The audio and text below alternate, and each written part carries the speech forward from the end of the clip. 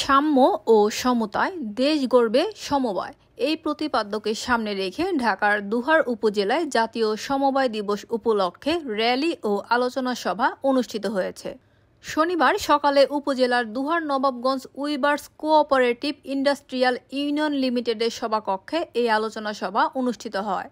উপজেলা সমবায় কর্মকর্তা মোহাম্মদ নাসির উদ্দিনের সভাপতিত্বে ও সহকারী পরিদর্শক মিরাজুল আলমের সঞ্চালনায় উপস্থিত ছিলেন দুহার থানার অফিসার ইনচার্জ মোহাম্মদ হাসান আলী, দুহার উপজেলা কৃষি সম্প্রসারণ কর্মকর্তা মোহাম্মদ তুরাগ, বাংলাদেশ পল্লী উন্নয়ন ফেডারেশনের সহসভাপতি মোহাম্মদ নাফিস উদ্দিন চৌধুরী, উপজেলা পল্লী উন্নয়ন কর্মকর্তা Sattar Hossain, Dohar Nawabganj weavers cooperative industrial union লিমিটেডের সহকারী পরিদর্শক সুমন দত্ত সহ সংগঠনের সদস্যবৃন্দ। পরে সমবায় সমিতির পক্ষ থেকে ৩০ জনকে আর্থিক সহায়তা প্রদান করা হয়।